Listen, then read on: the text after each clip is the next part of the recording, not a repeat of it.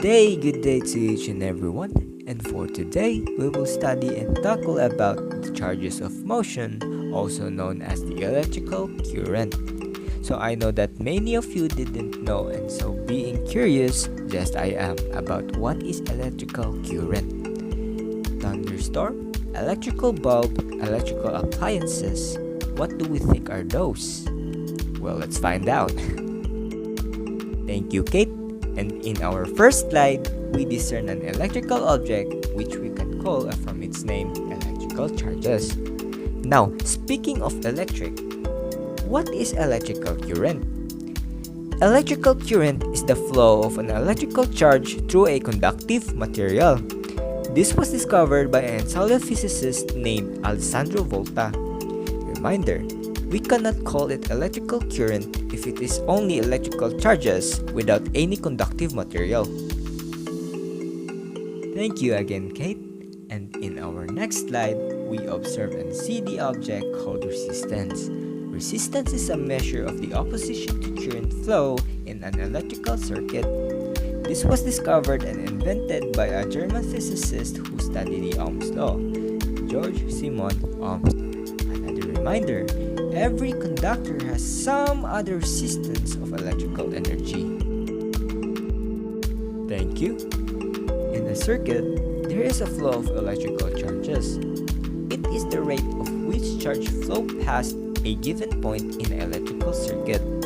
Negatively charged electrons or positive charge carriers such as protons, positive ions, or holes may carry the charge. Now, we have another example of electrical current. The yellow wire you see in the screen, or should we say circuit, represents the guidance of the electrical charges that connects through the light bulb and back into the battery terminal in order for the light bulb to operate. Reminder that every wire has its own kind of resistance, and if you add resistance, the lessen the current will flow. Thank you, Kate. The next picture you see here is what we call the simple electric cell. A simple electrical cell is a device that converts chemical energy into electrical energy. It consists of two electrodes, the two different metals, and the electrolyte solutions, acid or alkali solution or salt solution. In this simple electric cell, two different metals and two different electrolyte solutions are used. Due to the usage of the different electrolyte solution, the end result will be different from the case above. Now, since zinc is more electropositive than copper, zinc will become the anode.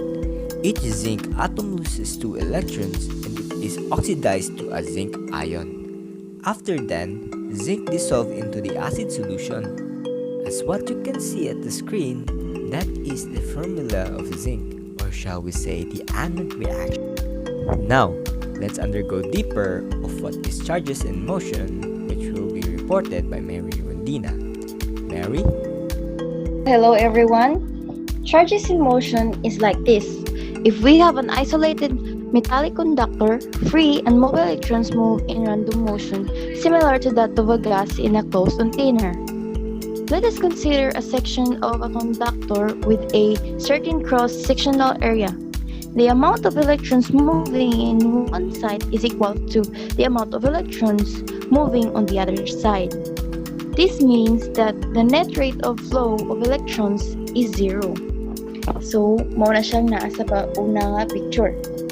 Then, as for the second picture, when two ends of conductor are connected to the terminals of a battery, the negative electrons are attracted toward the end connected to the positive terminal of the battery. And this time, the net rate of flow of electrons is no longer zero. Next slide, please.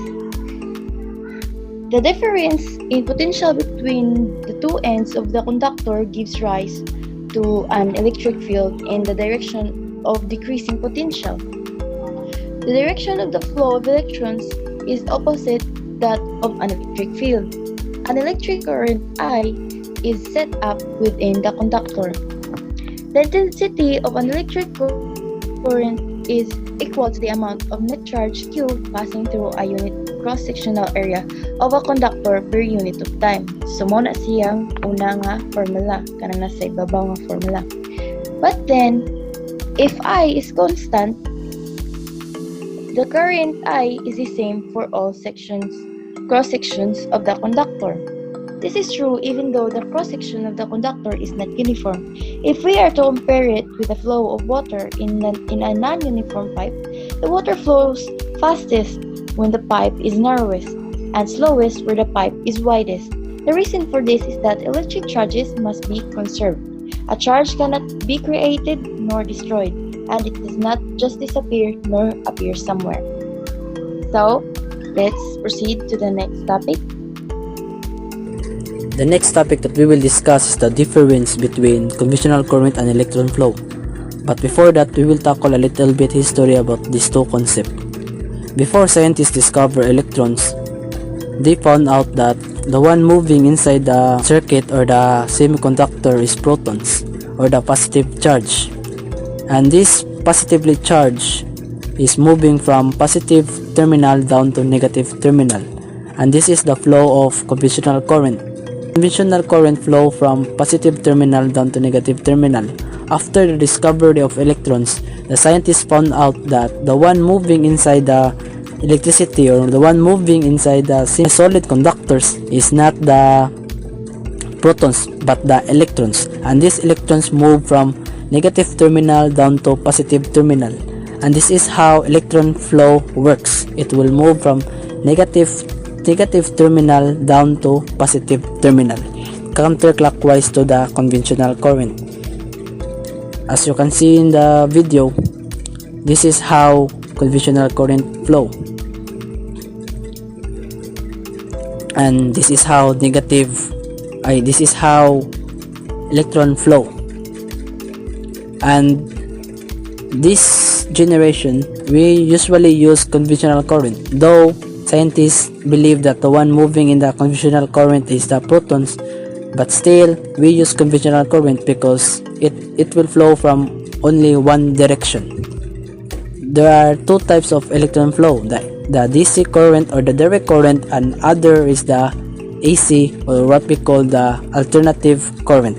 And this DC is moving from positive terminal down to negative terminal, and this alternative current is moving from vice versa. It can be positive terminal, or it can positive terminal down to negative terminal, or it can be negative terminal down to positive terminal. So how to get the amperes this is the formula. The rate of flow of charge through the cross section in coulombs per second is called the current, or I, which is measured in amperes. Ampere is the next unit for current named after André Marie Ampere, a French mathematician and physicist. So how to get ampere inside the electricity? 1 ampere is equivalent to 1 coulomb divided by 1 second. So we know that 1 electron is equivalent to 1.6 times 10 to the power of negative 19. So divided by 1 ampere is equivalent to 1 coulomb divided by 1.6 times 10 to the power of negative 19 is equivalent to 6.25 times 10 to the power of 18. So 1 ampere is equivalent to 6.25 times 10 to the power of 18. So the next topic will be discussed by Angel. So now we're going to discuss about the electric current density and drift velocity of electrons. Current density. It is the amount of charge per unit time that flows through a unit of a chosen cross-section. Current density is a vector quantity. If we considered a piece of metallic conductor with a uniform cross-section of area, the length whose endpoints are maintained at different potentials, the current density of all points on the cross-section is defined by an electric current and a unit area. Next. We have here the formula for current density. J is defined as the quantity of electric current given by I and per unit area, which is the A. The unit area is simply the cross-section area on our conducting wire. Current density has an SI unit of ampere per meter squared, or ampere times meter raised to the power of -2. Next. For a particular cross-section of a conductor, electric current is equal to the product of current density and the unit area. It only works if the electric field is produced within the conducting wire is assumed constant or uniform. If the electric field is not uniform or it is not constant, then we have to use the integrals.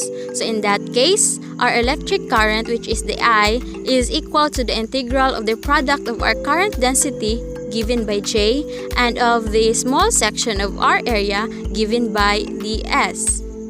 Since electric current is a vector quantity, current density points in the direction that a positive charge would flow in the electric field. Next.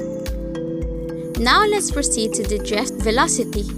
Drift velocity is the average velocity attained by charged particles such as electrons in a material due to an electric field.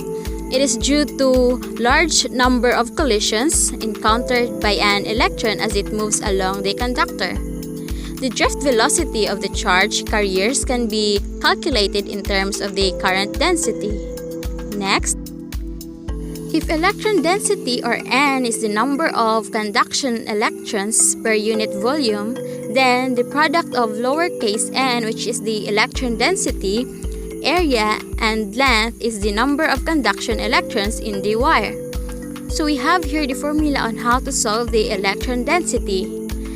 Electron density is equal to the number of free electrons divided by the unit volume. So we have here also the formula for the length.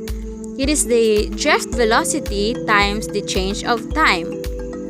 Next. The net charge Q passes through a cross-section in time. So the formula for net charge is equal to the product of electron density times the unit area times the length times the negative charge, which is the electrons. Therefore, the drift velocity is defined as length per change of time, and the time is equal to the length over the drift velocity. Next. So now we have the formulas on how to solve for the electric current, drift velocity, and current density. So first, we have the formulas on how to solve for the electric current.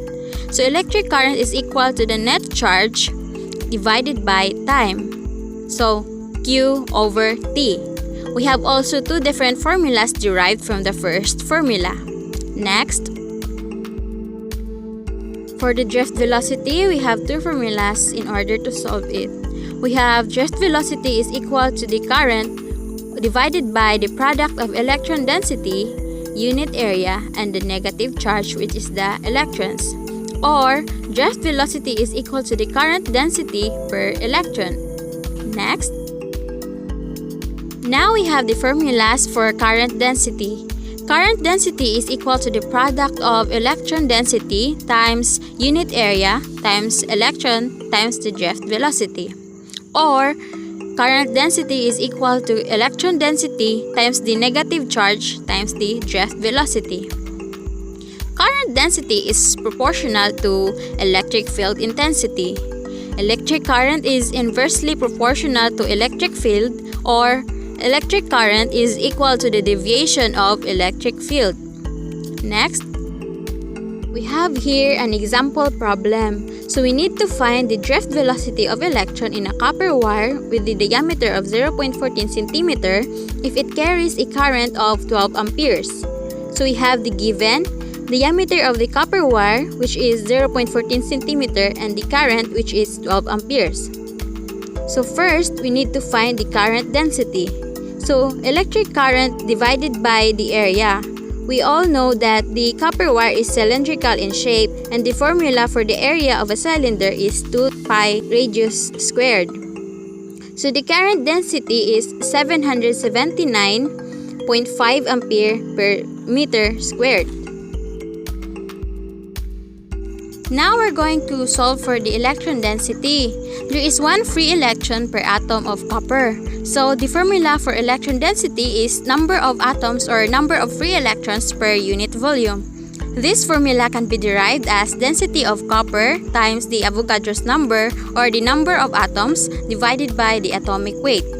So the electron density is equal to 9.0 gram per centimeter squared times 6.02 times 10 to the power of 23 atoms per mole times 1 electron per atom. So the electron density is equal to 8.47 times 10 to the power of 22 electron per centimeter cube. So the formula for the drift velocity is equal to current density divided by the electron density times the negative charge, which is the electron.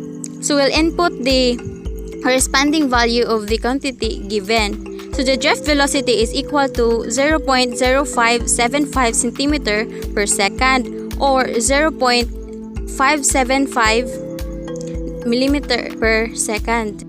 That's all for today, guys. I hope you've learned something. Thank you for listening and keep safe, everyone.